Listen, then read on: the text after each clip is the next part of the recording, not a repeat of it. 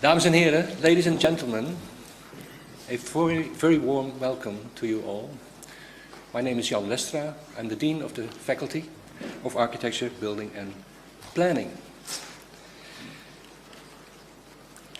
We are very happy that you all are here, especially our distinguished guests. Some of them still have to arrive at this great day in which we are, you could say, rethinking the influence of Mathias Ungers. As you probably know, most of you know, I know, that we are celebrating this year our 40th anniversary. So we are pretty young faculty, you could say. In this year that we have named 4 tunes, we will hear 4 tunes. And this day you will hear the first tune, and there are still 3 to go. This is a very important one, because these tunes, they celebrate, you could say, also the different fields of the built environment. And today we are very proud that we may organize and facilitate this first event. And a very special thanks to Jos Bosman, because this day will address a great, or maybe you could say even a grand issue. Architecture in education, education in architecture, learning from Ungers, the great teacher and architect. And I'm very anxious to see what will evolve out of this day.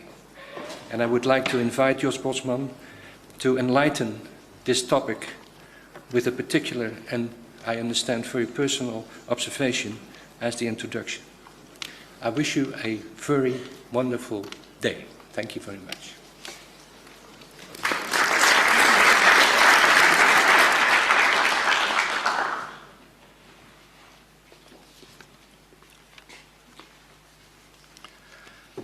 The event of today, ladies and gentlemen, combines the 40th anniversary of our Faculty of Architecture, Building and Planning with another one, with the celebration of the TU Berlijn of last year, learning from Ungers.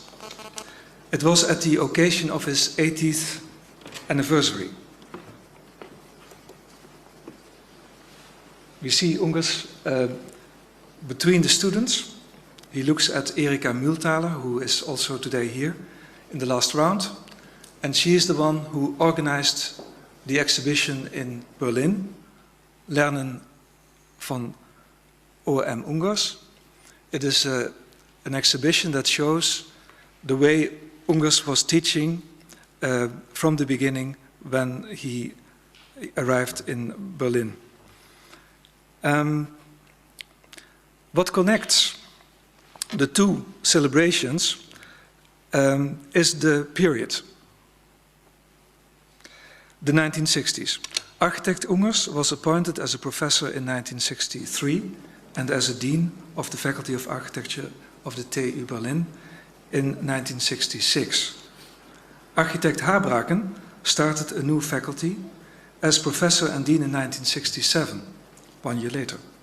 Both educators were relatively young, which is under 40, and not known as architects when they started to teach. Habraken, in fact, made only 1 architectural project that is more or less known. We see it here. It is his competition design for the City Hall of Amsterdam, 1967. Ungers, at the other hand, would become one of the most productive and famous architects, and one of his first discussed projects was his competition design for the student housing of the Twente University of Technology in Drinelo, a project of 1964.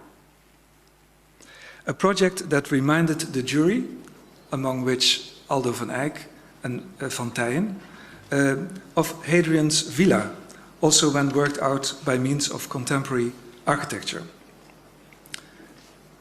With his students in Berlin, Ungers worked on a theme that was also reflected by Habraken. How to continue with housing after Le Corbusier. Ungers published Großformen im Wohnungsbau in 1966, a publication you can buy today during the breaks.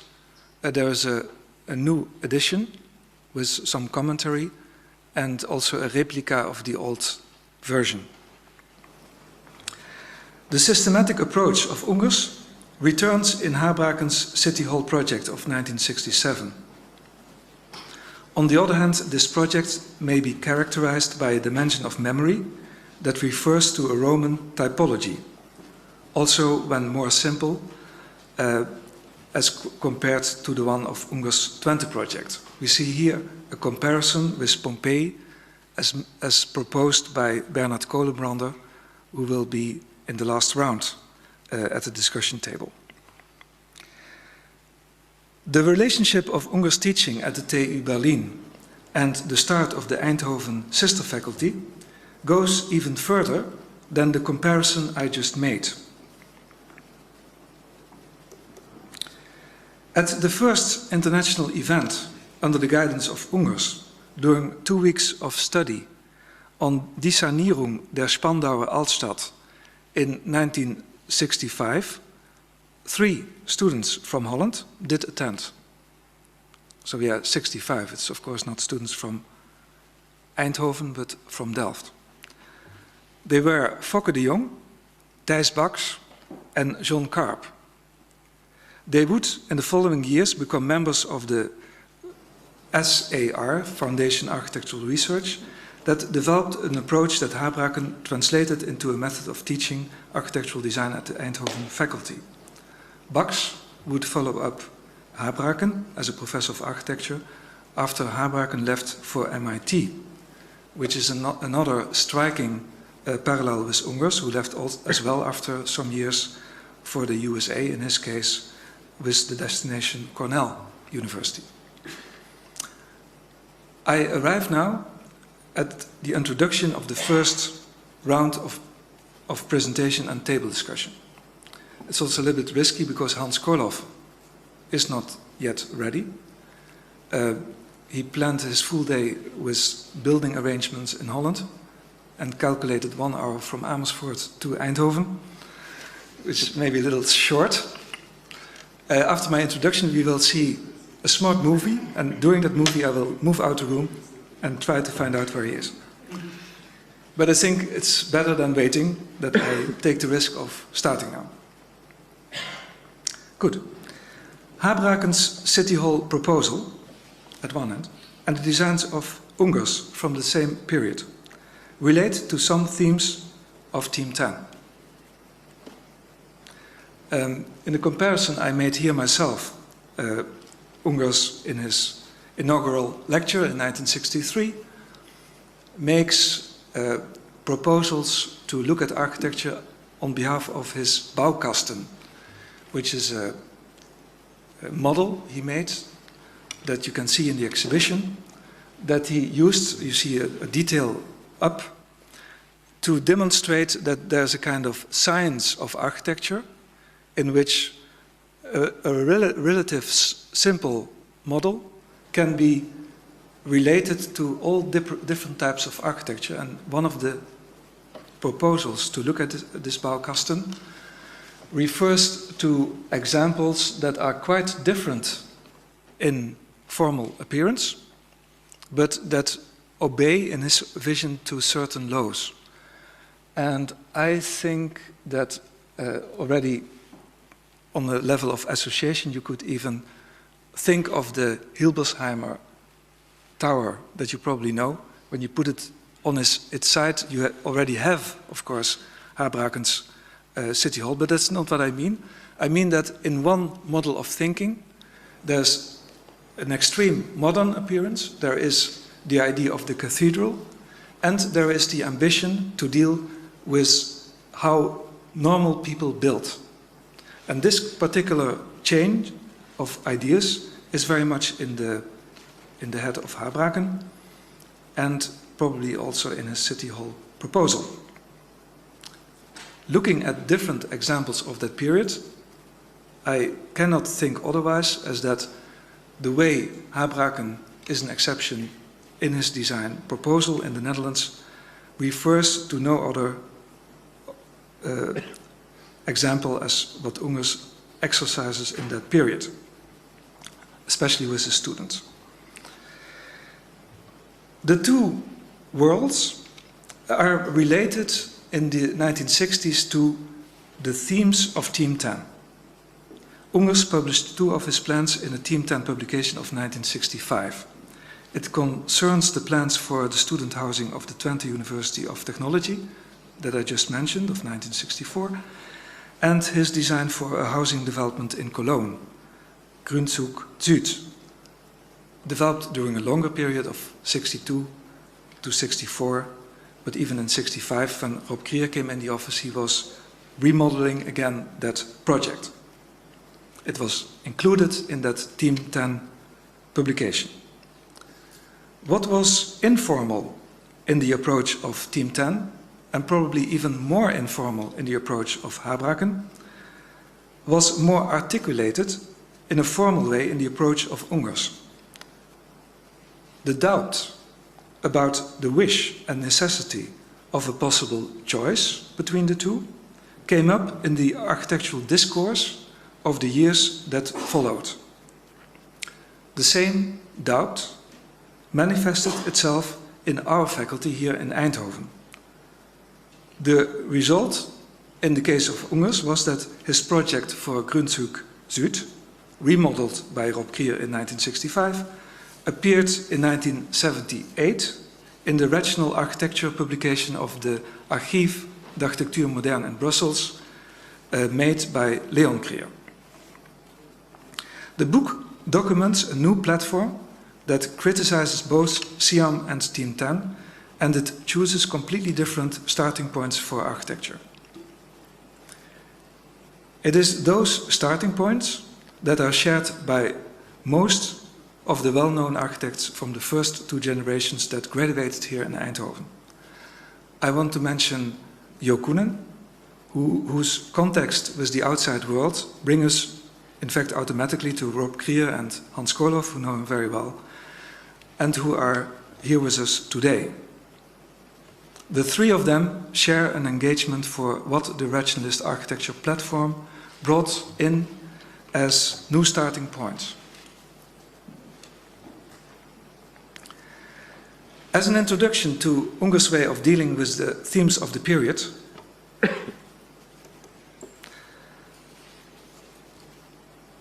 I want to show, I want to welcome Sofia Ungers, who just came in. Welcome. Sorry that you had to miss part of this introduction.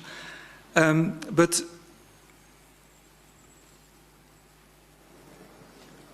yeah. I want to show 12 minutes from a movie of the 1980s. So in order to explain a little bit the shift, I don't want to explain it, I think it's too early to explain it, but we are used to deal with periods. We talk about the 60s, 70s, 80s, but now we talk about an historical shift. And normally we look inside one period, but what happens when 60s, 70s, 80s are related, like in this school? Where is this shift about? And Ungers represents very much himself this kind of shift. That's why it's interesting. Also, of course, the whole symposium carries his name. So it's important to look at a younger Ungers who explains his own architecture. In the first sequence, we see Ungers walking in Trier. And after that, we follow him in his realized project for the Architectural Museum in Frankfurt, where he meets Hans Hollein. Hollein's work had also been included in the 1965 publication of Team 10.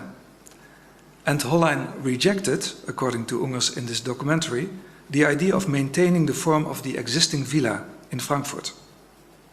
We will witness the moment that Hollein apparently changed his mind after seeing the finished building. After this, we will see Ungers in front of the Twente project that I described during the opening of the Deutsche Architekturmuseum, where director Heinrich Klotz explains his idea and Ungers' intention that the modern roots should not be cut off and thrown away.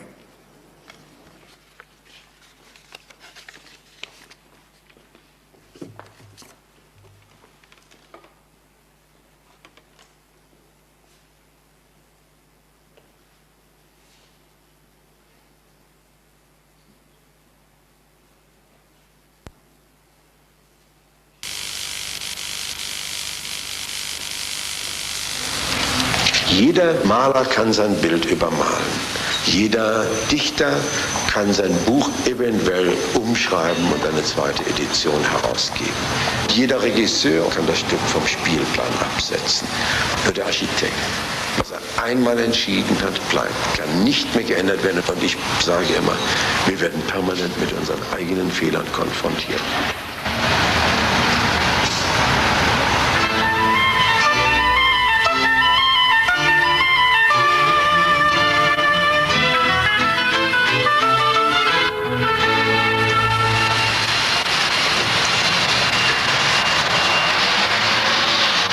Das Reizvolle in Frankfurt ist die Tatsache, dass im Gegensatz zu vielen anderen Städten Frankfurt eigentlich eine urbane Situation geschaffen hat wie kaum irgendwo anders.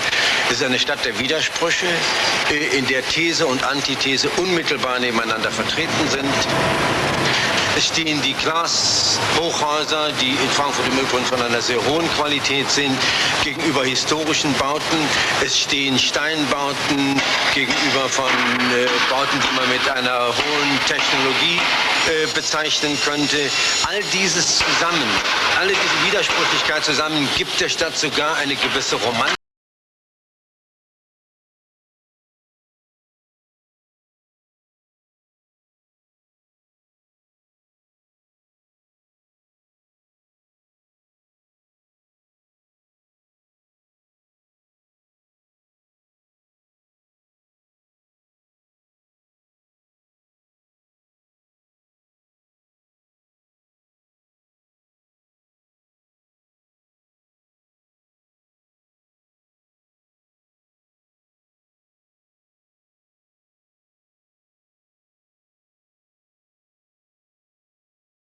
Im Jahre 1979 erteilt die Stadt Frankfurt dem Architekten Oswald Mathias Ungers den Auftrag für die Planung eines Museums für Architektur.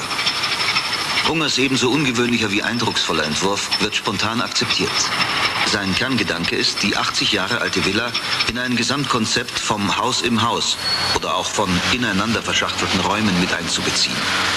Die Verwirklichung dieses Projektes dauert insgesamt 5 Jahre. Doch Ungers Konzeption war, besonders bei seinen Kollegen, nicht unumstritten.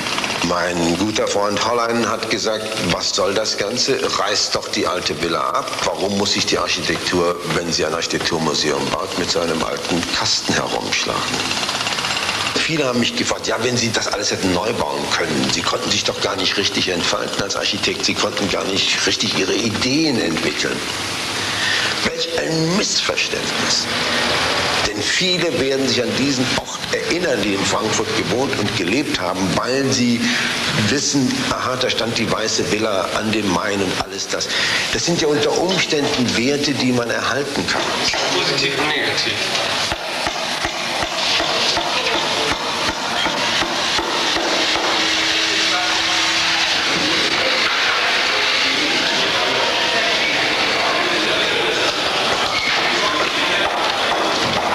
Nicht wahr sein. Ich bin völlig schockiert über diesen ganzen Blumenkram. Das ist unglaublich. Aber das sind so die Ängste und Nöten, die ein Architekt durchsteht, wenn sein Haus dann übernommen wird von Dekorateuren. Dann bleibt von dem Konzept nichts mehr alt und jedes Mal, wo eine schöne, klare Ecke ist, wird ein Blumenstrauß hingestellt, damit man die Ecke nicht sieht. Das Protokollamt der Stadt ordnet an, dass also solche Dinge da aufgebaut werden, wenn die großen Politiker erscheinen. Und wir kriegen dann natürlich immer einen Schreck, wenn wir sehen, dass so ein Zeug darum verteilt wird. Kommt eine Zeichnung, wenn die diese ganze Blumenstraße aufrichten, dann was machst du dann? Das ist doch nicht super. Abschneiden. Ich wollte jetzt ein Rollkommando anbringen, das die Dinger beseitigt. Das ist Holland. Aber die Frage der Dekoration war nicht Ungers größtes Problem. Wir hatten mehrere Krisen zwischendurch gehabt. Auch ich. Die Frage der Glasdächer, die also dann geschlossen werden sollten. Damit wäre natürlich das ganze Konzept ins Wasser gefallen, denn das Objekt, was in dem Glasdach drin stand, musste ja rundum sichtbar bleiben. Und wenn man das zugemacht hätte, war das einfach ein banaler Breitfußbau, der nicht diese Idee von den ineinander gestellten Räumen gezeigt hätte. Und dann hatte ich eine Zeit lang geglaubt, dass einiges mit den Brüstungen und mit dem inneren Körper in der Proportion nicht richtig sei. Aber hinterher habe ich dann gemerkt, dass das alles doch irgendwo wieder stimmte, weil man dann unter der Brüstung durchschauen konnte. Während als ich sie zuerst sah, dachte ich, um Gottes Willen, die ist viel zu hoch, das kann gar nicht sein.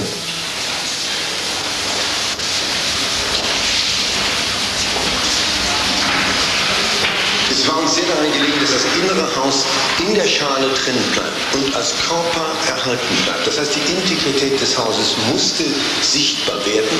Man hätte sonst annehmen können, wenn es durch das Dach durchgegangen wäre, es würde nur ein Oberlicht sein. Und dazu gibt es ja nun eine ganze Menge Metaphern, die man da anwenden kann, wie beispielsweise die Puppe in der Puppe. Darüber habe ich ja dann einiges gesagt. Es hat aber auch, und das meine ich sei sehr wichtig, einen erotischen Aspekt. Und der war uns immer wichtig, weil der tatsächlich die Sinne unmittelbar anspricht. Denn dass ein Objekt in einer Schale steht, dass ein vertikales Haus wie ein Blütenstängel in einer Blüte steht, und diese Metapher kann man natürlich viel weiter denken, nur darf man sie dann nie so direkt zeigen, wie sie unter Umständen als Bild und als Analogie möglich wäre.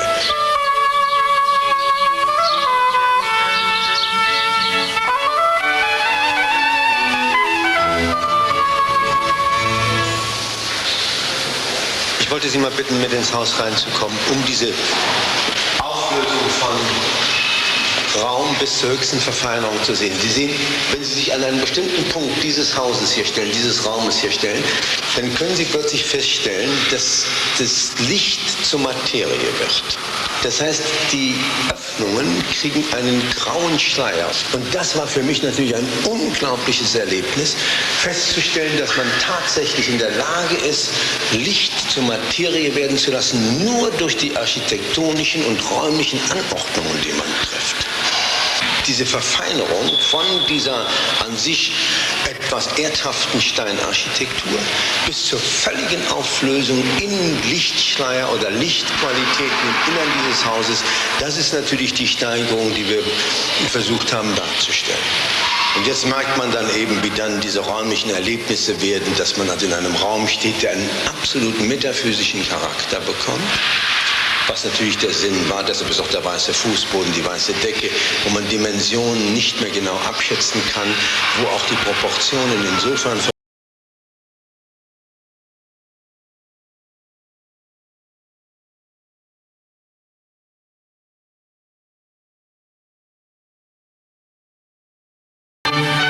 bis zu dieser Steigerung oder wieder zurück bis zu dieser einfachen Architektur, die man ganz klar räumlich erfassen kann, wo man weiß, was Gang ist, wo man weiß, was oben und unten ist, wo man Wände erkennt und all diese ganzen Dinge.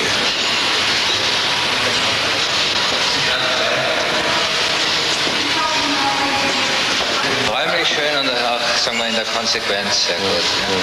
Ja, es war eben zum ersten Mal möglich, doch das Thema durchzuführen. Hier. Also ich gratuliere dir. Es ist wirklich großartig. Wirklich? Ja. Das freut mich. Ja. Tatsächlich? Ja, ja. Das freut mich. Fantastisch. Ja, das finde ich gut. Ich meine, dass es Ungers geschafft hat, mit diesem Bau zu einer Architektur zu gelangen, die von der funktionalistischen Phase zu einer, das Wort sei mir erlaubt, zu einer poetischen Architektur hingelangt. Zu einer Architektur als Baukunst, die nichtsdestotrotz nicht verrät, was einmal die Moderne war und beansprucht hat. Diesen Zusammenhang, meine ich, muss man aufrechterhalten. Bei aller Neuerung gilt es doch noch, das zu erinnern, was einmal die positiven Lehrsätze der Moderne gewesen sind. Und ich meine, das ist auch in diesem Bau mit enthalten.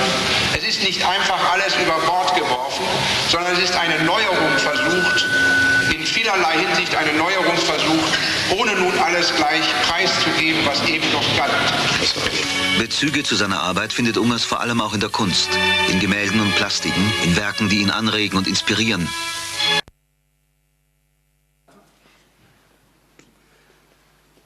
Ladies and gentlemen, it is a small problem that Kollhoff is not yet there. I think we should not stop. It's a little bit. It's not funny for Frank Boehm because he of course explained something of which he would like Kollhoff to also to respond. But there's no choice. We hope to get him in later during the morning. We have lunchtime in 1 hour. Frank will speak about half an hour, and after that is the panel discussion. Frank Boehm was a couple of years here at our university where he started his PhD. He will also finish that, but not from here, but probably here. And already before he came here, he had a great interest in Oswald Mathias Ungers. For years, he did not want to believe that during the paradigma shift, that people started to isolate all these well-known architects. He didn't want to believe that that he was that isolated as proposed in the 1990s. So he, together with others, were interested to find back the moments where Ungers was also related to a complete other field of architects of Team 10. We succeeded 5 years ago, Frank Boehm and myself, to bring together again Peter Smithson and Oswald Mathias Ungers, which was a wonderful event also here in Eindhoven, which explained already a lot about the difference in periods, the way you relate to it. And of course, it had a reason that they didn't see one another for a long time, but it was very interesting also to hear how they look back and how they respond to one another after all these years. And we are very happy that we did that, of course, because it's very sorry that Peter Smithson passed away quite fast after that. An important issue, and Frank Boehm will continue on for those who were here 5 years ago, but of course today much more related to the projects of Oswald Mathias Ungers and the way they become part of this paradigmic shift of what Klotz just said, functionalism to poetic architecture. I think a shift that already people inside of Team 10 already wanted, but still something changed. Frank.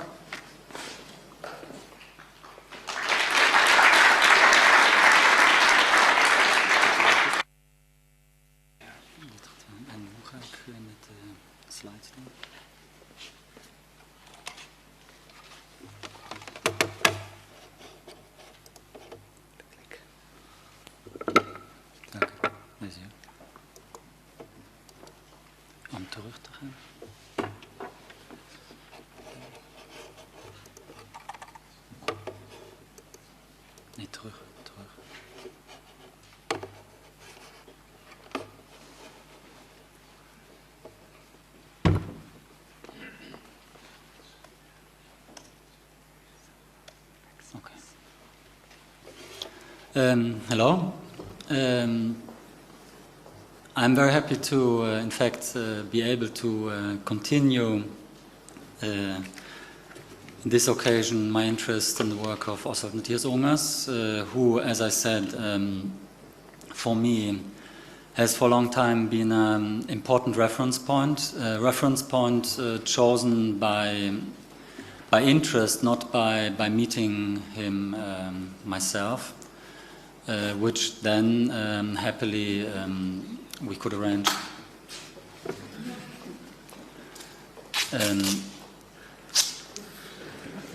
What is this?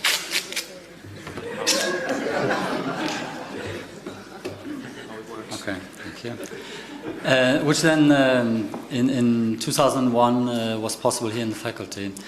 I mean, that's an autobiographical note, but in fact I myself chose to do my my diploma work in an area in Berlin. I did an urbanistic project at Ruhwald, for the fact that Ruhwald for me was one of the least convincing projects Ungers ever made in his career, around I think 75 was that. An area where in fact there has been a competition not won by Ungers, not won by Stefan Wewerker, who was a member of Team 10, but which then for the story of Berlin has had some significance, but which has never been realized. So my diploma work was in a way already a kind of discussion of the ideas of Ungers. Asked now to discuss, like the title is presented, from Team 10 towards rationalism, I think is not really what I can try to show. I put it in this more graphic way, like Oswald Mathias Ungers between Team 10 and rationalism. I think obviously Team 10 and as a group, very heterogeneous as a group, but also as an organization, which met more on a friendly level than as an organization. And the documents we have now, and which have been during the last years been evaluated in a very intense way here in Holland, aren't comparable to a more like philosophical idea like rationalism. And in fact, I think that could be one point to discuss later on. When did the idea on the one hand and the word rationalism appear in the discussion of architecture? Ungers, very early in his career, attended the last meetings of SIAM, the period when, in fact, the younger architects started to discuss or even criticize the main concepts of SIAM, the division of scale, the logic as a construction from apartment to house to quarter to city. Which in fact eventually led to the dissolving of SIAM and the start of the organization, yeah, but just in brackets, the organization of Team 10. Ungers already participated early in the meetings of SIAM, reminding himself in a discussion with Klotz years later that he attended the famous meeting at Otterlo, where there was a discussion between, in fact, Smithson and Rogers about the Torre Velasca, the famous project in the center of Milan, where Smithson was still very much opposing the idea of using historical elements, local elements, in this project of BBPR, the office of Ernesto Nathan Rogers. And Ungers then, in the 80s, in fact, remembers that, according to him, Smithson made changes in his opinion during the years, like, for instance, in his later projects in Bath, where he developed the University of Bath, using very strongly not only a disposition, but also a kind of language of architecture related very strongly to the local context. Then it can be interesting to talk about Ungers' relation now to Team 10. He wasn't a member, he was never called a member of Team 10, but he was like a friend of Team 10. So in the Team 10 primer, the book, which still now presents to us the most important projects and discussions of the Team 10 group, Ungers is named. There's a very small part where he's named, and more clearly. In 1965, as Jos Bosman already said, Ungers is the one who publishes the recordings of the Team 10 meeting in Berlin. As Jos Bosman said, this time, of course, I want to concentrate on the work of Ungers and then see maybe his whole relationship to all the members of Team 10. But reviewing the material, I found out that again, also today, I have to talk about the relationship between the work of Ungers and Smithson, because the other works, the other people like Rogers or Van Eyck or Bakema, the important members of Team 10, are they don't appear in his later in Ungers' recordings. I found out that in fact the only time he himself names former members or works of former members of Team 10, not asked by some interviewer, but really he himself stating somebody, again, is Peter Smithson. As also Peter Smithson is the one who is invited more than once to the seminar of Ungers during the 60s at the university. And again, these presentations of Smithson are documented in the publications Ungers later did, or not later, but during the course of his teaching, published about the student work, but also about seminars held with invited specialists.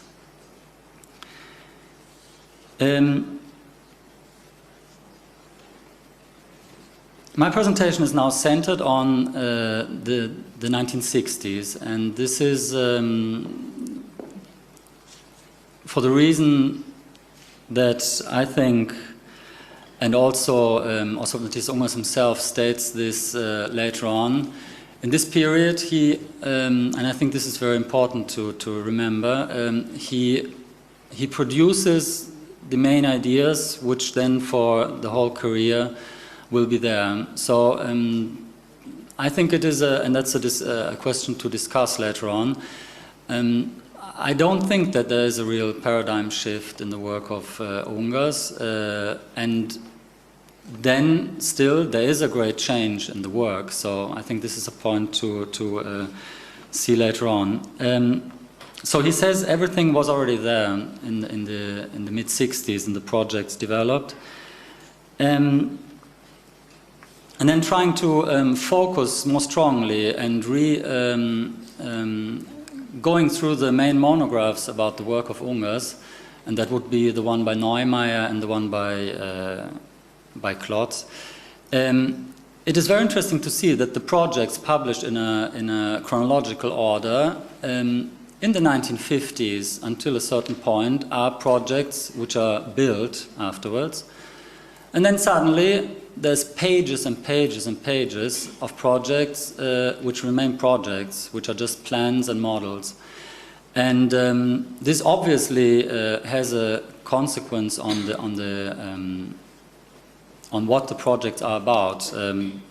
So this would be another question again. How did this happen? Ungers on the one hand says that he concentrated on teaching, but I think this can't be all. I mean, whoever stopped building to concentrate on teaching, maybe the other way around. But in fact, I found out that in a way there's a strange symmetry. There's like 16 years of building, and then there's 16 years of just developing projects, and I found this really astonishing.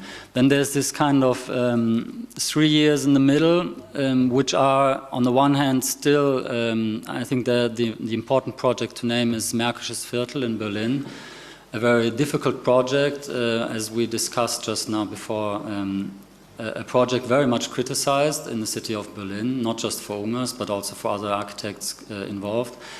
And it seems that this project brought the work, the built work, to a culmination point, to a point where he it was difficult to go on because the critique became so hard.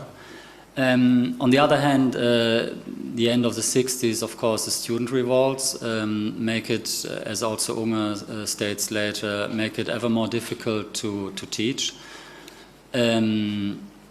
Already had a particular position in the faculty. This became ever more isolated. So, like Jos Bosman said, I mean, the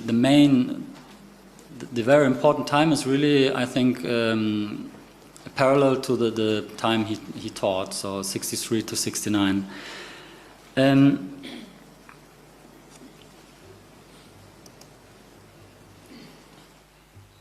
I'd like to present now three blocks of work. The first would be three projects by Oswald Mathias Ungers. Then what the part Peter Smithson was presenting in Berlin, connected to the seminar of Ungers.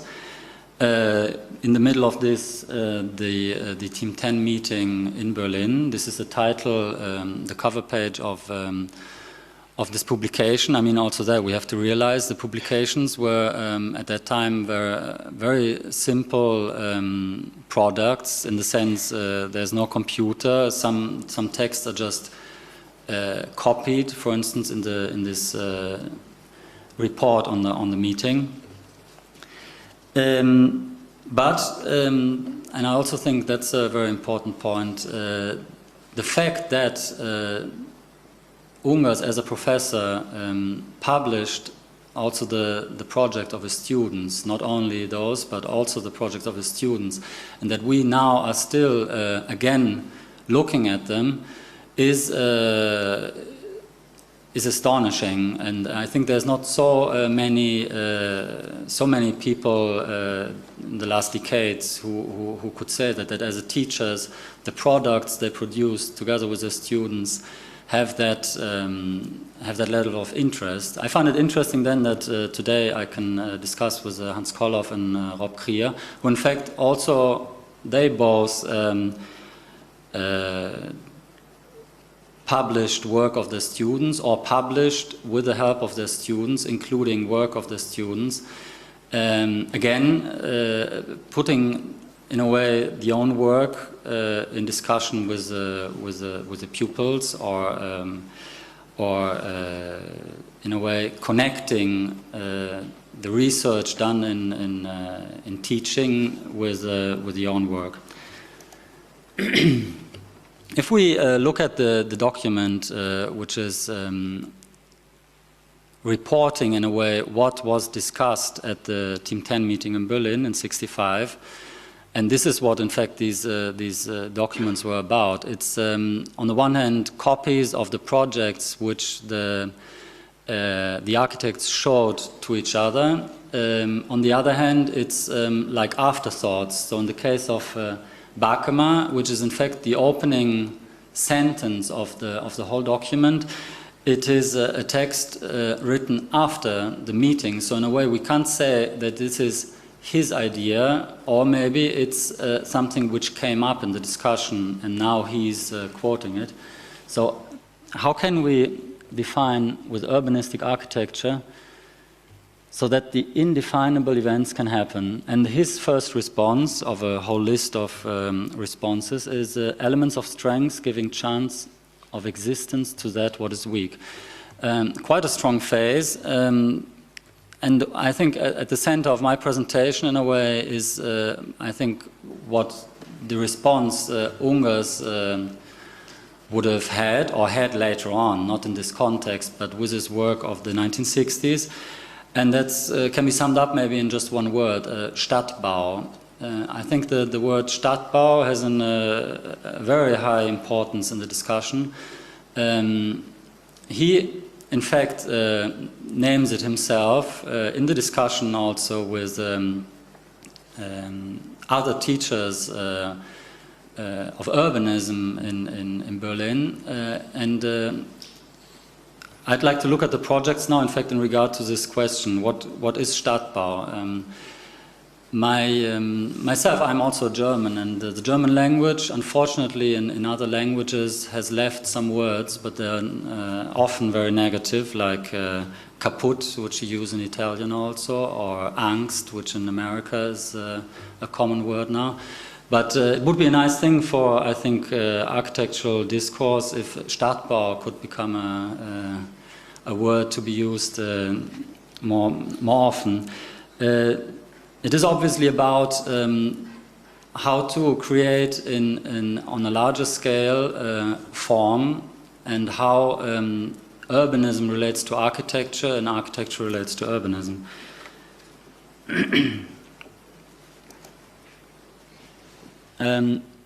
As a short introduction, one of the last projects before this phase of not building anymore is the own house of Oswald Mathias Ungers, which has been, interestingly enough, included in the publication New Brutalism by Rainer Benham. New Brutalism as a more kind of ethic than aesthetic, stating that buildings should directly express what they are about, directly in the sense of their form, of their relationship to the surrounding, and of material. Ungers in that period chose, as he says, he chose this site, and he says nobody else would have chosen the end part of a row of houses already existing, and in a way interpreted the building rules and the connected buildings into a building which now introduces already the themes later on discussed in the theoretical projects on a larger scale. That is, on the one hand, the discussion of the inner form and the inner needs of the building, and the outer rules and constrictments. So the round corner, which has been given in a way by the form of the plot, the roof, the inclined roofs of the next buildings. So there's he totally rejected the idea of like some teachers in architecture say, to develop a building from the inside. Because he says then the result on the outside is just the result, what comes as a consequence from functional discussions of the inner working of the house. But in a way, you can never decide. You have to put into discussion the outer influences and the inner needs. And I think it's very well expressed in this example. I'd like to discuss now three projects which follow up one after the other very closely from 1962 to 1965. Grünzug Süd has already been named. It is a project along an important street from the center of Cologne to the outskirts of the city. It's developing alongside a large street. The theme of infrastructure at that time, very important also in the discussion of Team 10. But Ungers in a very particular way now introduces some new ways of thinking and expression. One is to break up the lengths of this development, where at that time probably everybody would have found a solution which resolves in a way all the problems along this or chances along this street. He breaks this up into several pieces which are then developed in different kinds of ways. That's one. The second is to look at the place in a more particular way. So look at the buildings, look at the type of buildings and how they relate to their surroundings, and interpret these, what you find, into new solutions. He also states, and I think that's very important also to keep in mind, that in the end you can't find a rule for these things. In the end, the architect has to decide, and it is and it remains a personal matter what kind of result you can find. So here we can see in a publication how he relates certain aspects of the existing buildings to parts of the project. this maybe is the most significant diagram of the project, and we can see various levels of interpretation and expression of the parts of the project below and also up. So on the one hand, it's a development of the building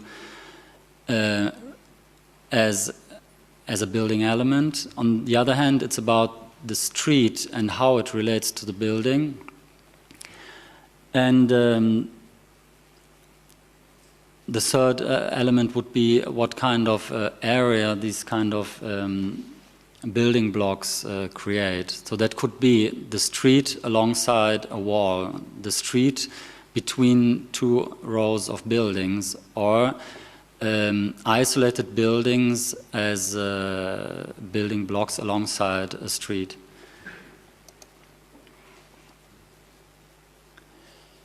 This project has been worked on for quite some while, but has never been realized in the end.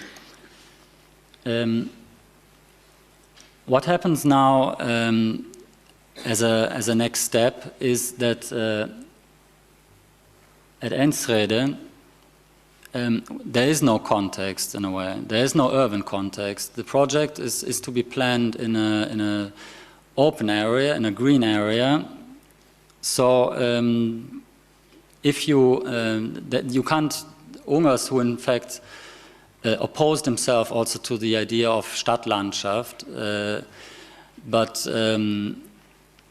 thought in terms of how the buildings create a place. In this case, related to the work of Durand, and created in a way himself a new kind of context. And for this he had to start inventing, because the program itself was very homogeneous. It sought after 500 apartments for students, which in a way, again, in that period, but also today, could also be resolved in a way to find an ideal solution for each single, or for one apartment, and then repeat this solution 500 times, and the outcome would be a very clear and simple building. But he started to divide these apartments into groups and develop for each group of apartments a different kind of, I don't know, with terms of today you could say also lifestyle approach really to how could this apartment be like, different from another one.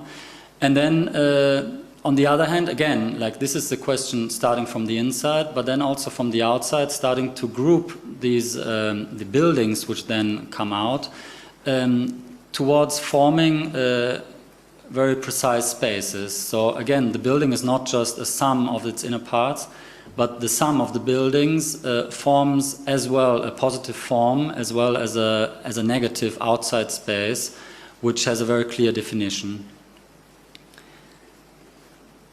And creates in a way already a first step towards a fragment of a city.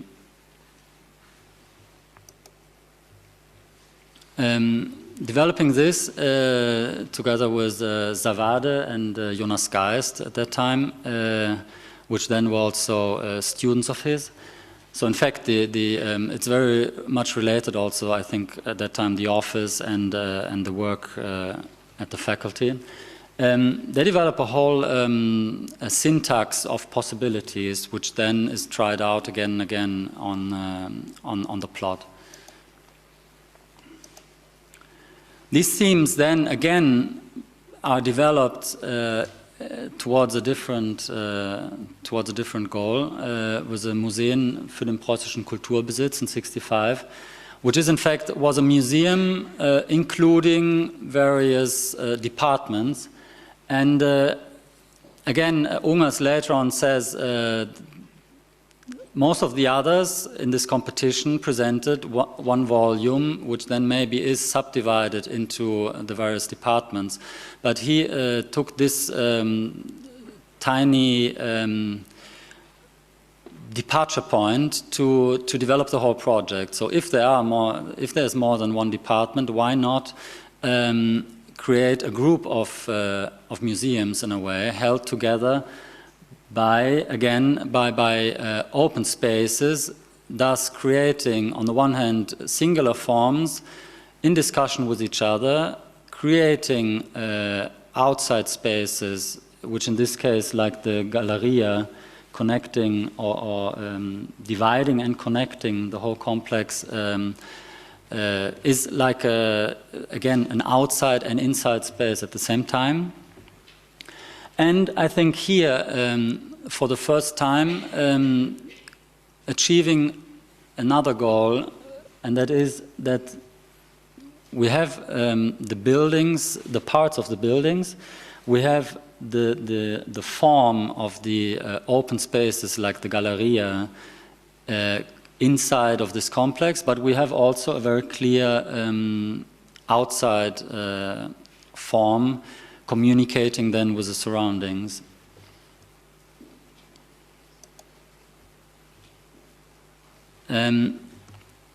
Now, what about the relation to Team 10? As I said, the most important connection, I think, is with Peter Smithson, as I tried to show also some years ago here, discussing various projects of both of them, how they are in a discussion, but I must say it's like an ideal discussion, an invented discussion.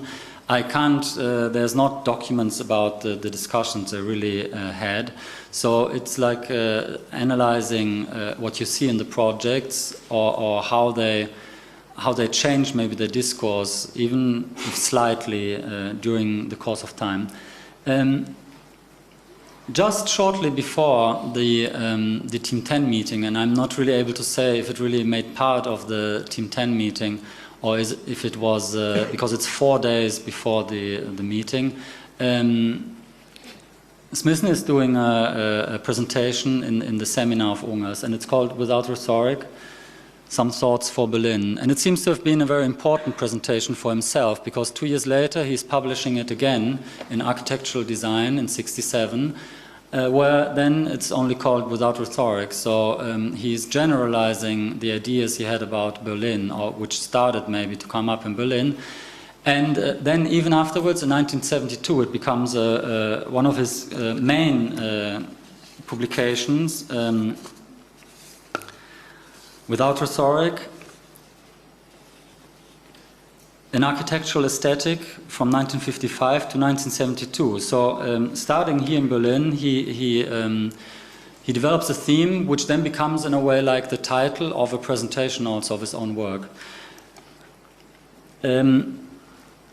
Starting point in a way could be his project for Mehringplatz competition in Berlin '62, where they create, where the Smithsons try to create, like they say, an event in the course of, alongside important infrastructure elements in Berlin. And this consists of 2 huge buildings, creating a very large square. And this obviously is related to the discussion, the quote of Bakemer, the creation of something solid, which then gives the opportunity to be used to create an event for the people, which obviously is related very much to other projects of the Smithsons before, like Golden Lane housing competition, starting from Corbusier's Unité d'Habitation, creating these kind of long slabs which extend over the city. And in the course of time, the Smithsons remodel this kind of endless building structure, which here for the first time has become quite formal. Formal in the sense that we have a symmetrical position of the building, but still the building does not have a clear expression. It doesn't have a defined beginning or end. And we see, in fact, also in this sketch, which it's a very simple sketch, but always when I see it again, it seems to express the main idea, in a way, of this period of the Smithsons. It is sometimes published with a Berlin project, but it seems to have been developed for a London project.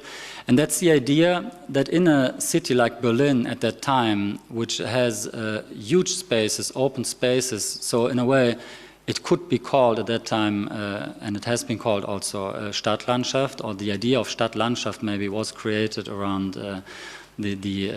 how Berlin looked at that time.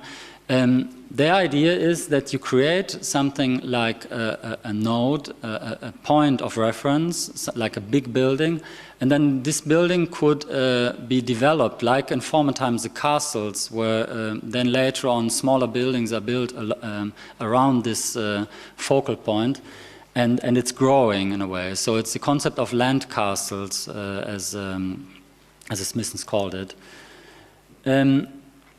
The idea, without rhetoric, the main discourse in a way is about, it's a change of attitude. If we turn back, look back at the idea of the new brutalism, the direct expression of the elements, now, 10 years later, no, I'm sorry, it's not 10 years later, it's just a little later, some years later,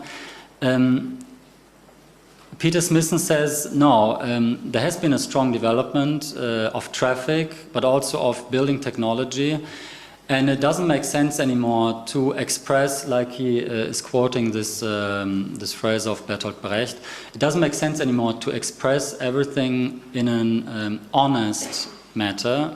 It's not about honesty, in fact, anymore. It's about concealment and about calms, and about trying to find simpler ways of expression, even concealing maybe how the things work itself, but giving another kind of possibility of background for for the action of the people.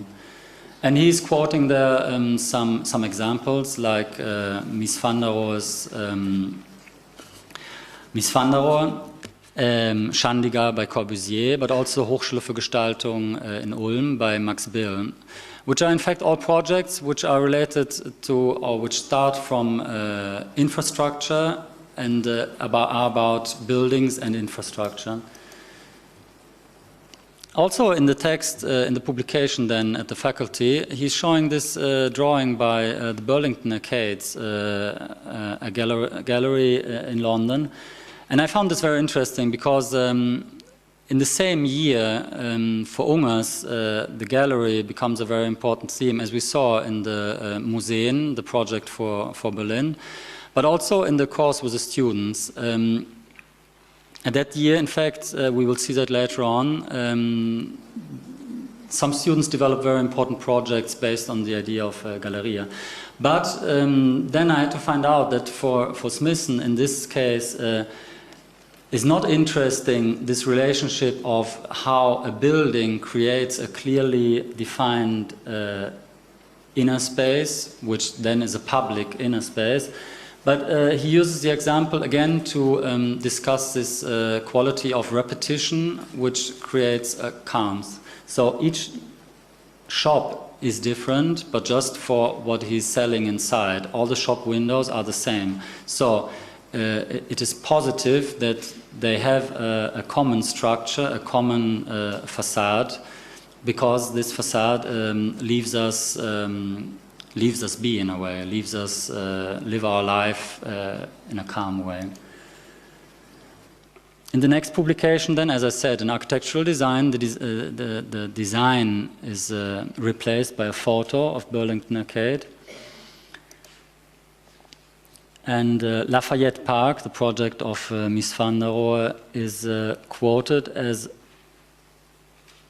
a building which creates, again, a calm surrounding, a group. In fact, it is, he says building, but it is, of course, a group of buildings, where also here it seems to be a change of idea of Peter Smithson. The infrastructure is not anymore the point of reference, because the infrastructure in this case is like hidden in a light modulation of the ground.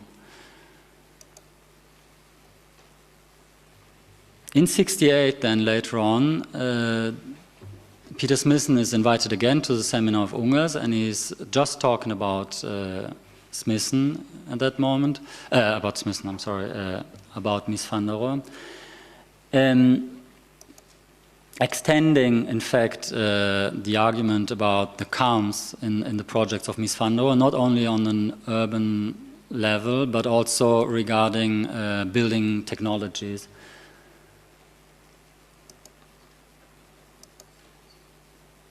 And I find it interesting that, again, here there's something in common. I mean, Smithson is nearly publishing like a monograph on Mies van der Rohe, but also Ungers did that. Ungers, together with others, published a book about Rudolf Schwarz, who has become mainly famous in Germany for his church projects.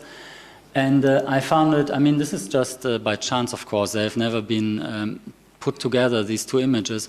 But if we see a comparison between the space at Lafayette Park by Mies van der Rohe, how buildings which are in the end on a graphic level are just cubes, create this open surrounding with flowing spaces. The last page of the book on Rudolf Schwarz is this astonishing photo of a convent built by Rudolf Schwarz, which again, as an outer appearance, is just a very clear building block towards the city. But on the other hand, it creates this very clearly defined outside space, the cloister, on its inside. So there is, of course, a radical, even if we're talking about similar problems like the relationship to infrastructure, the repetition of elements, the problem of scale, on a more precise level, then there's radical differences in the approaches of Ungers and Smithson.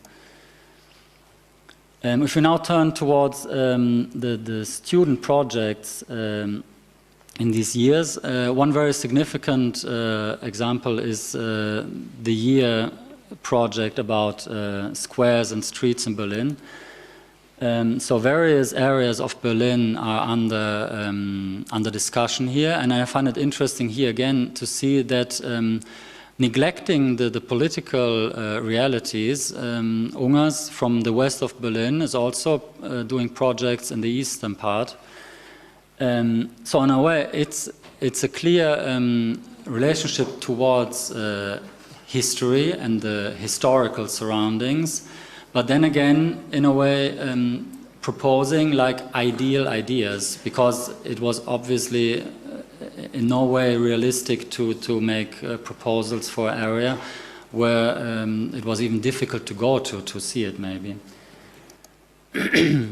In the book is published the historical structure of these and the form of these spaces on the left. And then on the right, we see what was a reality at that moment. So one very important project, one of the most published projects of the pupils of Ungers of that time, which is also in the show here in the exhibition, by Reisinger on Leipziger Platz, introduces, I think, two very important, at least two very important themes for future work, and I think also for future discussion today about the seminars from the 70s.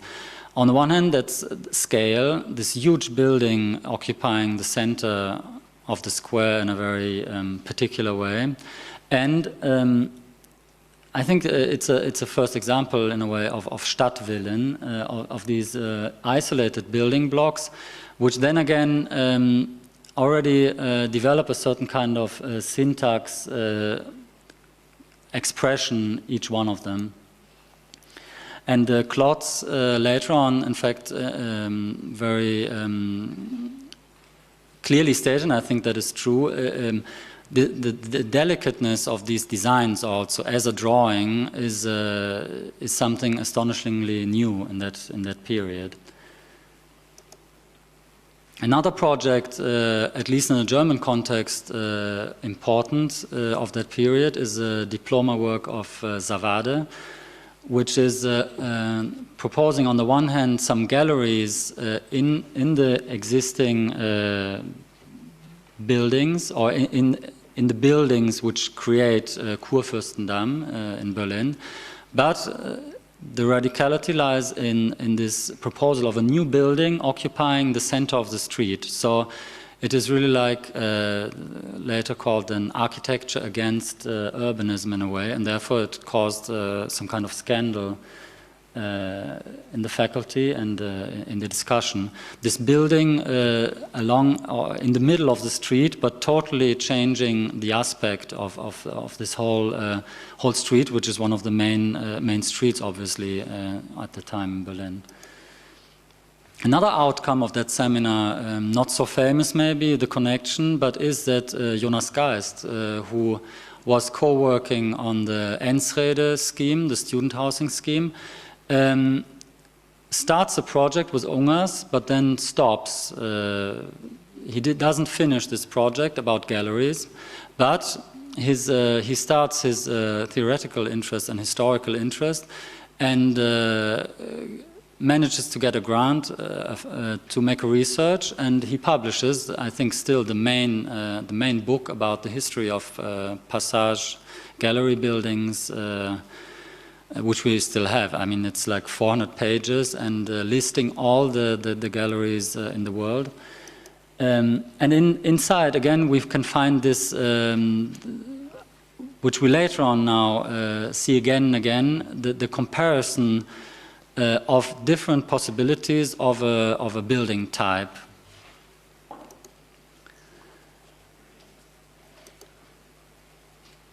Then, but I think I don't want to put myself in conflict with other presentations which are going to be here later. I found it interesting that in a later project we already see, even if not as an architectural proposal, but as a totally exaggerated hypothesis, what would happen if all the buildings in Germany would be put together in one building slab along a highway? This kind of radicality, which obviously is a provocation, like Ungers himself also said, in a way, this is another project, a Luna Park on over the highway. These projects really still from we're talking about 1966, seem like the first step towards I think the approaching crisis, and I think that's something I still don't understand so well. How does it come that we arrived at this crisis, and now there we have to put into discussion now the term rationalism. These exaggerated projects then of course lead to the Italian response of Super Studio and Architecturstunenten in the late 60s, which seemed like again an exaggeration of some of the themes which we have seen already developed in the seminar of Ungers. So also here Architecturstunenten stating that we should finish with history, these kind of block systems, or also the modern movement slabs which create a certain kind of quarter should be thrown away. We propose this open scheme, the never-ending building, all the world inside one building. This is obviously the total exaggeration of rationality or rationalism. And maybe as a last point, I made this collage. 1972, Casabella shows this project by Architecturstunenten, which puts in discussion, again, the landscape with one huge element, which could be something like architecture, but on an urban scale. And the project of Mies van der Rohe, which as a reference point was again and again in discussion. Nationalgalerie in Berlin, obviously this project developed in the same time as Ungers developed the project for Museen Preußischer Kulturbesitz, realized of course as a building block, a very clear block, but where all the discussion about the interruption of the form, the discussion of the contents of the building itself with its context are neglected totally. Thank you.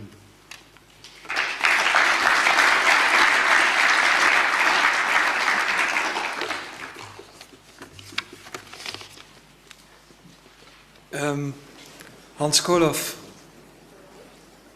arrived. There's not much time left. Frank, you took a lot of time. There's only 10 minutes left for the discussion. But we will take a little bit more time. Or Hans should decide that he goes after lunch in another round, but I think your planning is very...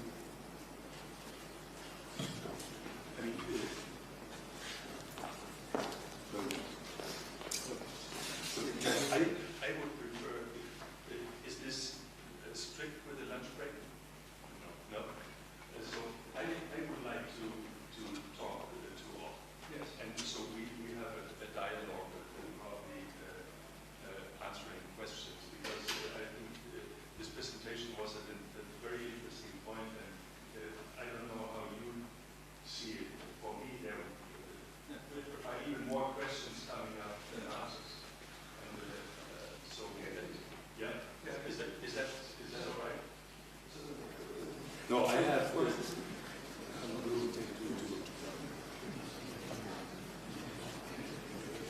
So we have until 1 o'clock.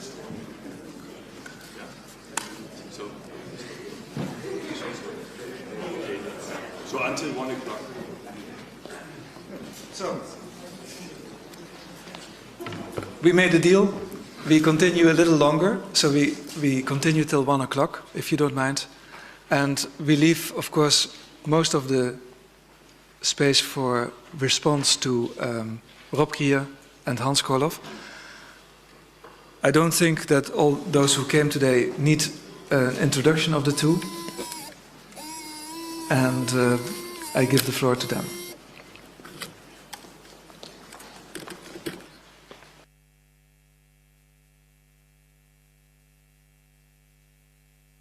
Well, I have to make the story a little bit personal and private. When I was 22, studying in Munich, I was what you call it in German Fachschaftsleiter, a representative of the students, and I organized the expositions in the school, in the corridors of the school, and lectures. And two of the main events I had, all the time I was in a very heavy struggle with the staff of the teachers. The first was, as we had no modern history, architectural history course in Munich, in that traditional school, I went to the university and followed the course of Sedlmayr. Hans Sedlmayr wrote in the 50s or after the war, published an extremely important book, Der Verlust der Mitte. This book is completely unknown from you, I'm 100% sure. There was another extremely important book published in the early 60s from Mitscherlich, Die Unwirtlichkeit unserer Städte. This book is absolutely unknown today also in all our schools. So these two lectures were for me extremely important, and I lived with my colleagues, professors, as Hassenpflug, as Weber, you know, who made the theater in somewhere, where Mies van der Rohe lost a German competition for an opera house, that was Mannheim. And Weber, who was a common, normal architect, won against Mies van der Rohe. That was for me a drama, a cultural, architectural drama, as a young, as you see, very emotional student.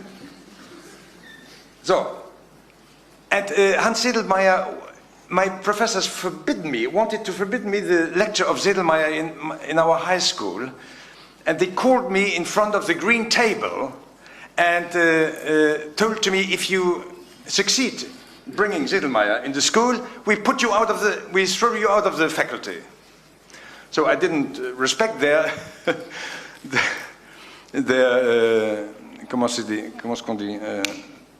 judgment, and Sedlmayr came. Naturally, not any professor was in the lecture hall. They all stood on the door and heard from outside what he was talking. So imagine the situation of a very traditional school. And only 10 or 15 years later, I got a little bit acquainted about the quality of that school in Munich with professors like Franz Hart. He was my constructive professor, and he told us how to build in bricks over years and years. And we wanted to be modern architects. I was a fan of Le Corbusier. You cannot imagine that today, but it's still existing. Roof construction. Yeah, but roof construction. Yeah. So, but Franz Hart at that time wrote the book about how to build walls with bricks in the early 60s, which is quite interesting, huh? And as a young student, I as well hated my professor Friedrich Krauss, who told us over 2 years how was the inclination of millimeter-wise of the temples of Paestum. He was not an architect, he was not an historian of architecture, he was ein Schiffsbauer, and he measured his whole life the 3 temples of Paestum with a precision never done before and afterwards. And the huge plans drawn in his institute were for us a disaster because we wanted to get acquainted with modern architecture. So only 10 years later I found the original book of Friedrich Krauss with all these beautiful drawings in it. So to say, you young guys, you have a certain situation, you find a certain situation in your school, and that might change in 20 years, completely. What I learned from Ungers was naturally, because he was on my list of invitation, and he came to Munich, we made a beautiful exposition, and he had a very emotional lecture, and because the first publication of Ungers I saw was in the Bauwelt, where his house on the Hansa Ring in Cologne was published, where his early social housing were published, and his own house, naturally. And when I came to Ungers to Cologne to visit him, he was collecting Finsterlin. He was collecting German expressionistic art and architecture, which he sold afterwards. He bought cheaply. Yeah, he bought different things. Well, so that was my connection to Ungers, because on the German scene, Ungers was the only architect you could be interested in the early 60s. And I tried to, naturally after my diploma, I tried to enter the office of Le Corbusier, that was full, and then I had the chance to enter Mathias Ungers' office. 9 months later, I quitted the job, and he made me une scène, extraordinary scene, because nobody before had quitted the job in his office. But I had to go away because I suffered so much emotionally and sentimentally. He was just like a bulldozer. He was wie sagt man, he was a brute with the people. And I suffered so much in his office so that the whole 9 months I smoked like a like a locomotive, and I dressed all the time a very big pullover because I was frozen all the time. So it was a very hard human experience with this strong, extremely strong personality. And but I could not be angry against him because when I entered his office, he immediately said to me, "You must know that you had to suffer a little bit under my regime." I don't know how you lived that. In the States, he was much smoother. Huh? The Americans turned him down a little bit. So, well, the experience on the Grünzug Süd was something which for a young, not very mature architect was interesting because it created first something which was rare in urbanism, to create a border, a fixed architectural border to ein Vorort, a suburb. To keep the green away from the city in a very precise architectural form and to create a hell of variations. Unfortunately, the picture was a little bit bad backside from this project. You couldn't see really what was going on. And this tremendous variation of things. which were collaged, which had not let's say, a homogeneous evolution from one part to the other, but they were brought together as sequences, but very interesting inside, and very rich, with a very rich sculpture. The exercise you did with him on small villas, which was in a way much richer from the architectural point of view. The Grundzug Süd was not elaborated as architecture, it was only volumetry. And the other thing I estimated in Ungers' young work very much was the concept of housing, which were done in the Märkische Viertel, naturally much too high. But the early projects of this typology were done for Cologne in smaller scale, and it was a very extremely interesting concept to create towers, and between the towers, den Zwischenraum used as kitchen eating and living space, and then the bathrooms, the kitchens, and the sleeping towers created, well, rooms in between, fixed rooms as towers, and open rooms in between, with a very nice orientation to different sides, east-west or south-east-west, and so on. So what else? What else was important, Hans, and in these young... I saw Hans first in Cornell. Many years later. Many years later, yeah. Come on. So when I got into touch with Mathias the first time was in '74. I just finished studies at Karlsruhe and met Werner Göhner on the street. He was working in an office. He also had studied in Karlsruhe, and I told him, look, I'm finished with my studies, but I do not know what to do.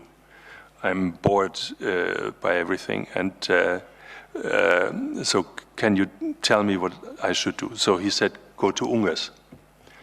And I didn't know Ungers. I simply didn't know him. He studied also at Karlsruhe. Yes, yes. He studied at Karlsruhe, and he with Eiermann and Otto Ernst Schweitzer. And so he told me he's in America, has an office in Cologne, and I went to Cologne and talked to him, and he said, okay, let's do it, and he supported me to get the scholarship, and this is how I came to Cornell. Now, when I say I finished studies, that was, I started in '68, and you cannot imagine what type of studies that was, because in Karlsruhe as well as in Berlin and many other cities in Berlin, it was probably a little bit more extreme, but at that time, all the métier of architecture in student belief had gone. We went to these classes and we learned about Materialkunde and Statik and all that, but this was not all. If you put it all together, you wouldn't be able to call it architecture, and I simply was not interested in that. And then with the assistants in these design classes, we always made bubble diagrams. So you know what bubble diagrams? Yes, you know what bubble diagrams. Recently, bubble diagrams get built literally. At that time, they meant something rather abstract, and it was supposed to put into some architectural form, but we never got to the architectural form. We always stick to the bubble diagrams because there were sociologists at the table, and We thought in our revolutionary attitude, you just have to follow those bubble diagrams and then things will be good. Not knowing that this was probably the most extreme form of functionalism you could imagine. And at the same time, they destroyed entire parts of the cities, also cities like Karlsruhe, or discussed destroying them, and they cut tremendous gaps into the urban structure to make Grünzüge. Green, how did they call it? Green, no, not green belts, Grünzug. So green was supposed to erode these urban quarters with block structures. And since we knew that this is going to be, or the students, the generation of the students felt that this is going to be a miserable alternative, we wrote into these plans, you know, with the bubble diagram, we wrote into the plans café, Galleria. These, we wrote it. We were not able to design it. Good intentions, right? Colin Rowe later talked about the architecture of good intentions. And so we never got to what I was really interesting, architecture, which you can touch, which you can experience physically. And so I went, a year before I finished studies in Karlsruhe, I went to Vienna. And in Vienna, I worked 1 year with Hans Hollein. And I studied parallel at the university. Rob came a couple of years later as a professor to this university. And Hans Hollein was very fascinating for me because he had an incredible formal repertoire. He was sort of taking away the angst, taking away the angst to make a drawing, to make a sketch, and he even built these sketches, and he built them in the tradition of Adolf Loos. This was fantastic. I mean, I designed over half a year. I designed one of these jewelry shops, and I spent 4 weeks designing just the table. And I suddenly understand. Of course, I looked at Adolf Loos, and I saw these details. And so, on one hand, this crazy repertoire of architectural form, and the craftsmanship of Adolf Loos. This was Hans Hollein. But going back to Karlsruhe, to that time when I met Werner Göner, even in Hans Hollein's office, I was not able to talk about architecture. I was not able to name things. And this was, I think, the major contribution of Oswald Mathias Ungers in that time. He managed for a whole generation or several generations of architects to start talking again about architecture and name things, and not just, there was this, of course that has a lot to do with this post-war situation in Germany, where everything that was a precise, concrete architectural form, the right angle, the circle, these things were all on the index because they could have been related to Albert Speer architecture and Nazism, and so you couldn't touch these things. What I find surprising is that the Smithsons, who were not directly involved in these politics of the 30s, in contrast to Sharon, did the same thing. So I understand Sharon, that he had to wipe out the entire plan of Berlin, the city where all this terrible political and war regime started. I can understand Sharon. Everything had to be erased down to the sand, and from there you could start architecture again. Of course, architecture as landscape, yeah?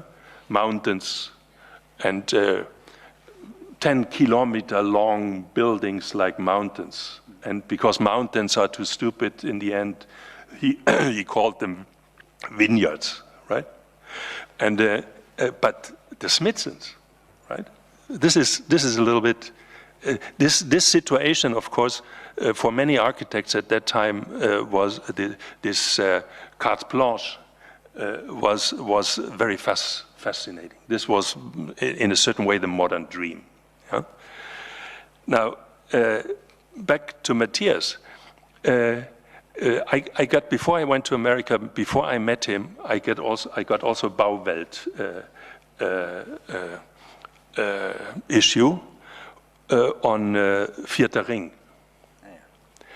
And he wrote a short piece about the concept of Vierter Ring. And I knew immediately that this is what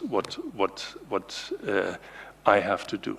To be able to talk about architecture, to put it, and that means to talk about architecture means conceptualizing architecture. When you are unable to talk about it precisely, you cannot think about it, and you cannot think about concepts. And so, at that time, the concept was the issue. Later on, the concept to me became more and step by step relative. Today I'm rather ambiguous about concepts. But can I add a little detail? Yes. While you are talking about the information about architectural language and so on, Mathias was focusing on. I had the chance to be in his private house in the Belvedere Straße, just like an Hausmeister. So the kids were this high, and we had to take care of the kids when Mathias and his wife were going out. And I had the chance to go through his library. Each time when he came back from Berlin, he brought a whole case of books. He bought in Wasmuth's shop or wherever, and he ordered books and books through catalogs. And so in his house came all the time this kind of architectural books. And when he left definitely Cologne, he had 40 first issues of Palladio, the Quattro Libri, and the Piranesi. And we were ordered to make photographs, just like collecting little pieces for his lectures.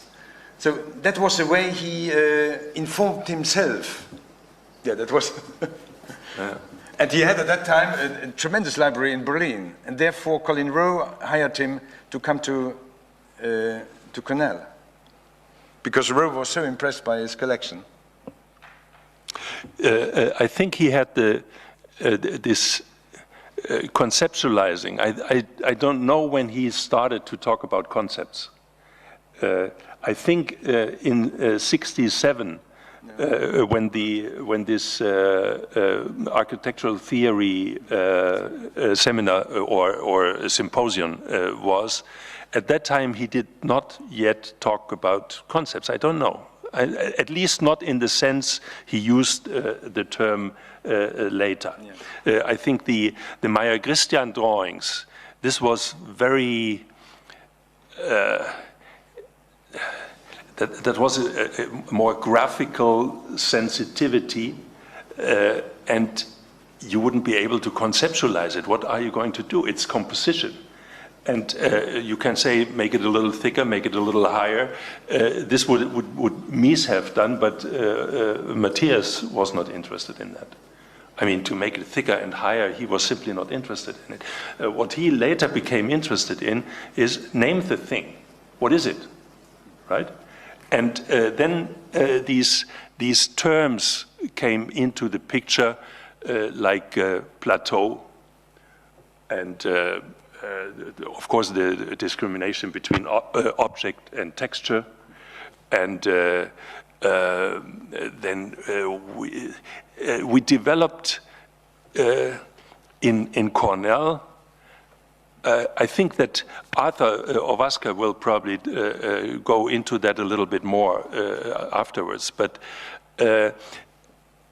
during this work, when we were in Cornell and we did projects together with Mathias, we were able to name things and to have a telephone conversation with him. He was in Cologne. And we were talking in these short terms, and it was clear what we were supposed to draw. And we could draw it, and as long as the concept fit, he accepted it.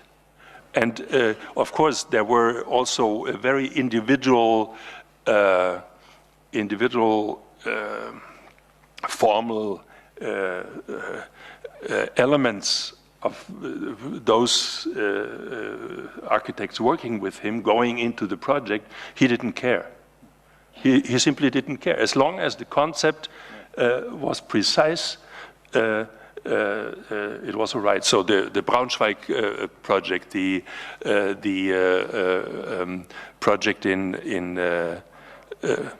Spandau and also Marburg, these things developed along these lines. And of course, then when he saw it, he got all excited and went on.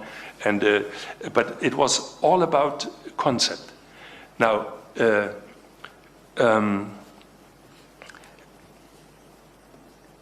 what to me now is, can I bring up some questions? Yeah, which to me, he was also talking about morphology.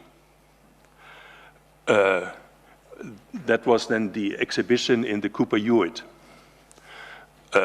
Things develop from one, what is the term? Gestalt.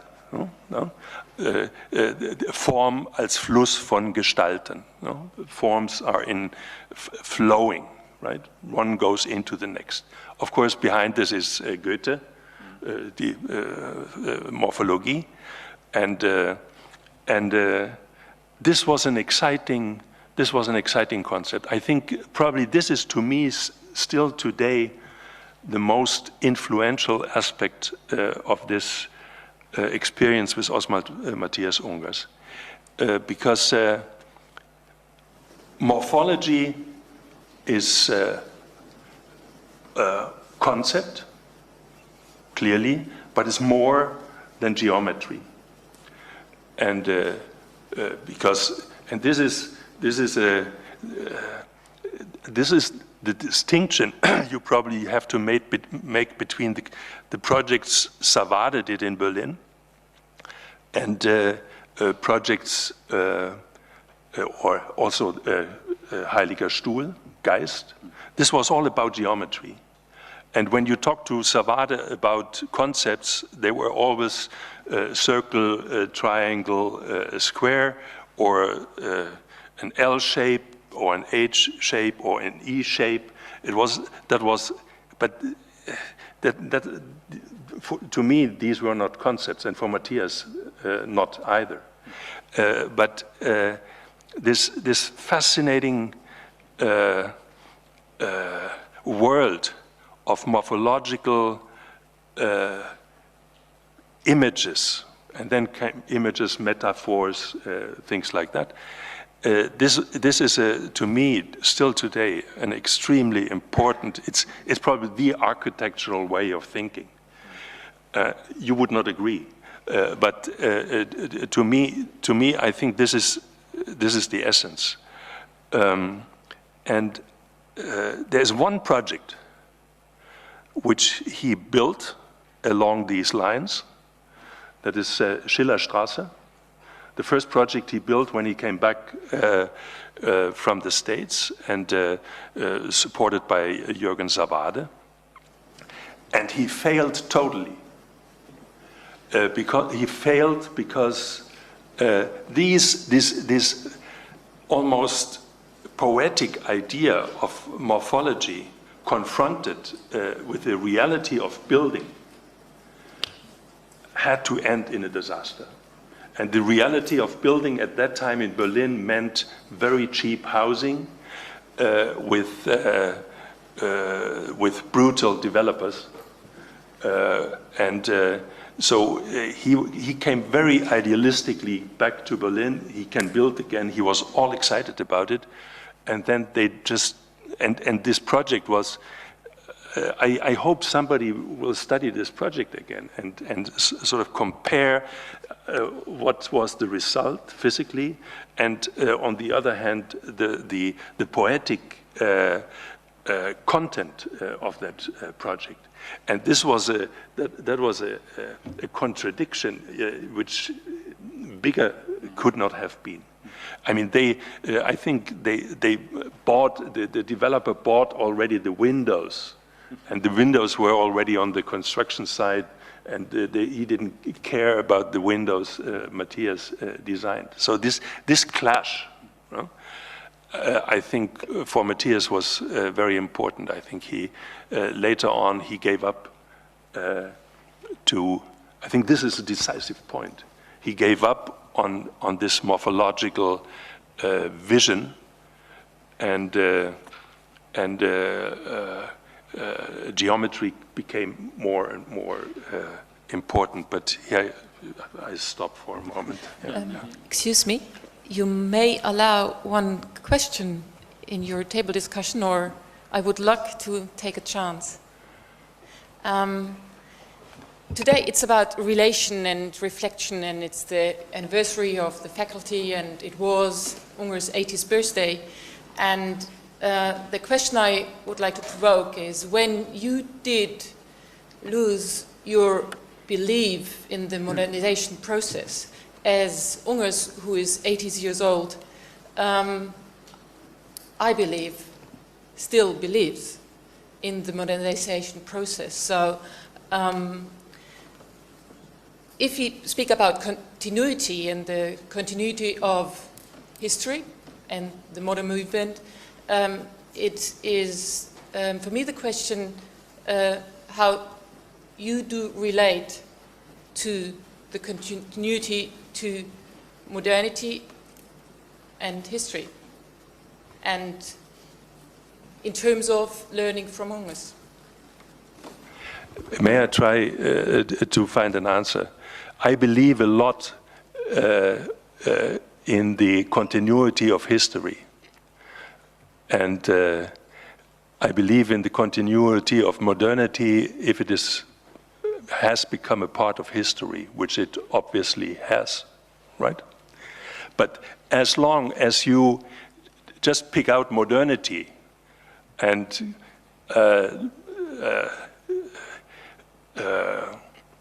orient the pistol on my breast and say, do you believe in modernity?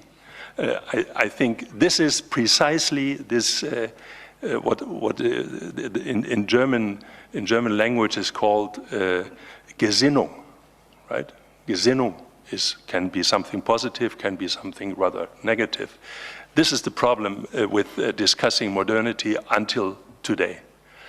If we manage to accept that modernity has integrated and since long, right, since long, into this continuity of history, we can discuss it. And of course, in the work and thought of Mathias Ungers are questions coming up at that point. Of course, he is a child of his time, and he has gone his way. But what comes next? So in recent years, he has reduced everything. Abschleifen was his term, you know, abschleifen. Do away with everything you don't need. And in the end, there is the white cube, not with square windows anymore. He is already on his way into the other direction. But it's the one-story high white cube with windows, and everything is smooth, and the glass is in the front of the stucco. And the stucco is no material, it's more an abstract something, you know. There's no brick, there's no stucco, there is no, the materials do not exist. And so he has gone this way. And I think this is tremendous. And, but after this point where he is now, there's no way to go further. You cannot reduce anymore. And I believe since a long time, and also on the basis of Mathias Ungers' work, you can go on again and make things richer and more complex, and believe in a kind of modern architecture which is closer to life than what he had to do just going his way. I think this is very important. And the question, how far is history an issue for Mathias Ungers? There's also quite a contradiction. He has this tremendous collection of books. And it's all about history. It's all about one architect standing on the shoulder of the other. And they go on and on and on. And if you take these books, just books about columns over 500 years, and then you take just a base of a column, the base of a Ionic column, how it has developed within these 500 years. And you look at the difference between Palladio, Michelangelo, Alberti, just the profile of the column. And you are absolutely struck. Yeah? This is breathtaking. That's what he has in his books. And I cannot believe how somebody can spend his life collecting these books and then in the end making this white abstract cube with nothing on it. Yeah? And he does it very consequently. There is this book where he says, yes, he is living, he tries to live in this house with Lo. And they're going there, and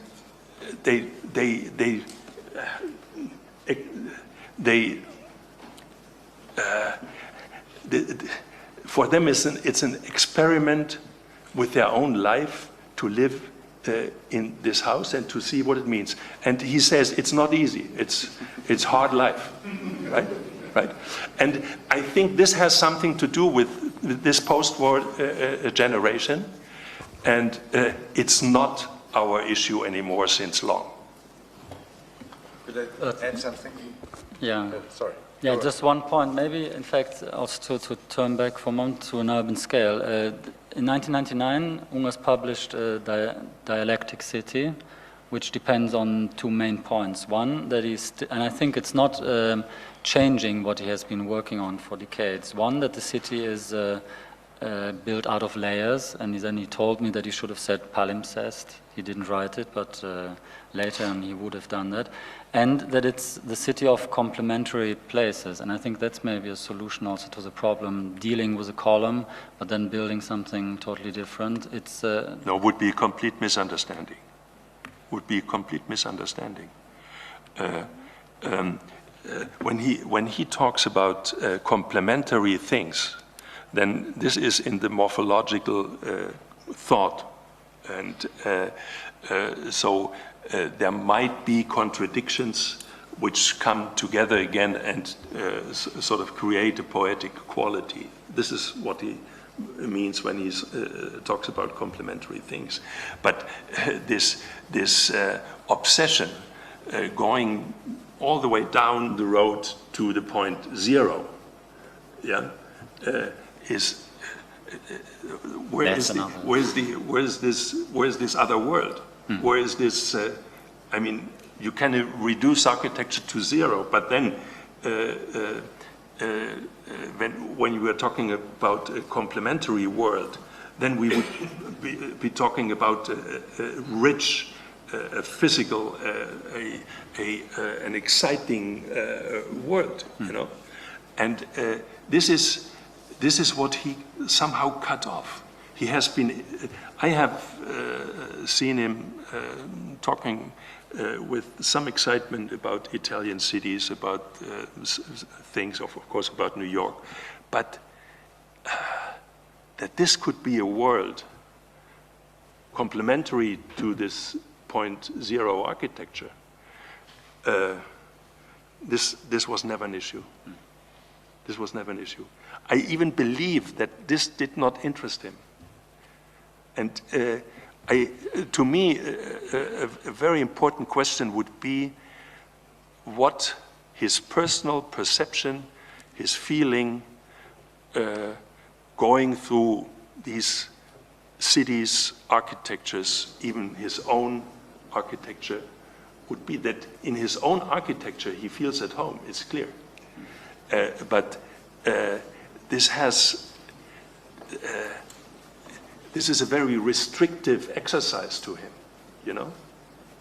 It's almost as if he has to become a philosopher and do away with all bodily experiences in order to be himself. And the only point where he allows these things to get closer to him is when he is in Maria Laach. It's religion. Yeah. Could I say something to your question? We are now 100 years collecting, or let's say 80 years, collecting private architectural language. Languages in, let's say, Mies van der Rohe, Le Corbusier, and others, Alvar Aalto, or let's add 10 other names. We have now a full repertoire, ending in the deconstructive scene of Saadit or Liebeskind. Private languages in a public business. Because building is not a private thing, just like making a drawing or a painting and hanging it in my living room or in a museum. So we are standing in private public spaces, or let's say public spaces for normal people. And this century, this modern culture of the last century did not succeed creating for our architectural métier a common language. Repeating Le Corbusier would be absolutely nonsense. It would be as nonsense as copying Picasso. In the work of Matisse, you could have a common language, which could be as a training for further painting generations. But in the language of Richter, the German, very famous painter, you find nothing which could be continued just like that. So teaching, well, I teach 25 years and you at least 20. 25. Also 25. So we need, when we are in contact with young people, to tell them a language where they could work on, where architectural composition is possible, where there is not only this kind of morphological repertoire of repetition, addition, segmentation, and deterioration, and so on. We have around 9 different transformation tricks in architecture or in geometry, but nothing more. And architectural history over 5,000 years had a very solid repertoire, a very solid language, which could be repeated and repeated again, and with transformations and interpretations and innovations through 2,000 or 3,000 mature cultural, architectural culture, or not? And where stand we now? But Rob, at that point, our discussion starts. Yeah, this is our désespoir. We cannot continue here because this has to do with Mathias. But I think since you are cut off from that métier, a little less than I have been cut off. You are a little older than I am, but as soon as you are cut off, and this is important.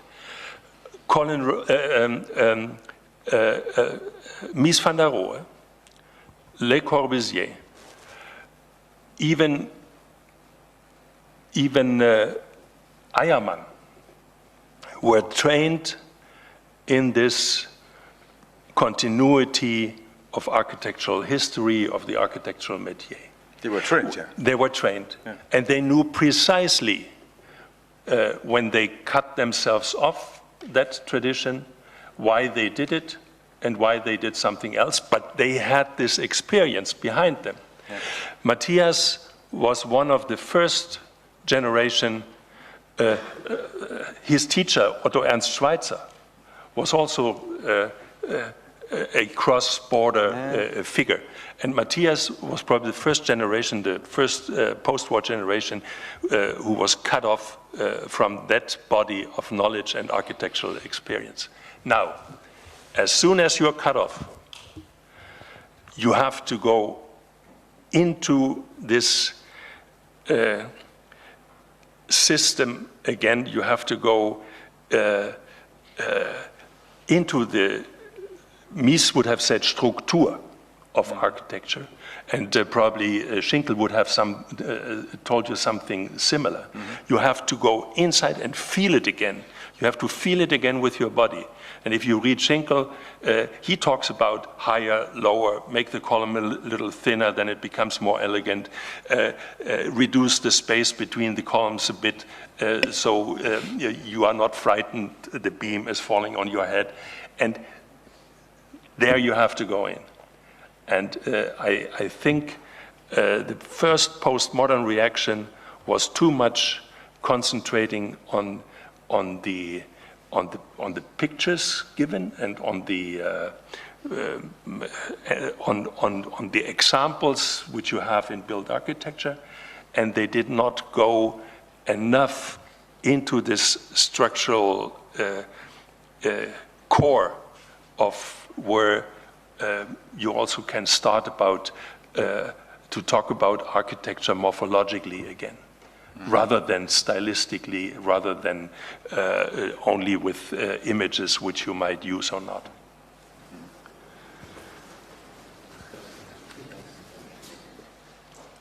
Can I, apropos cut off, could I propose that we slowly stop? I think the two last statements were very clear about teaching, and after the break we continue with Arthur Ovaska explaining how Mathias Ungers was teaching. I think that's a very good continuity of these thoughts, because of course we are very curious, how did he do that? Normally we have Jo Koenen, who complains about how wrong the faculty was at the beginning, and we always tend to take that personally. He also has this feeling when you talk about your own school. I think what was very nice in this round that we start to learn this as a picture of the period.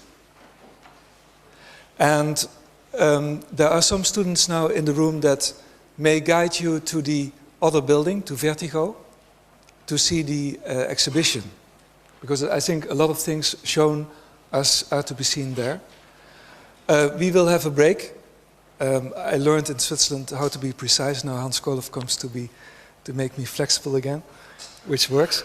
But we start 1:45 again.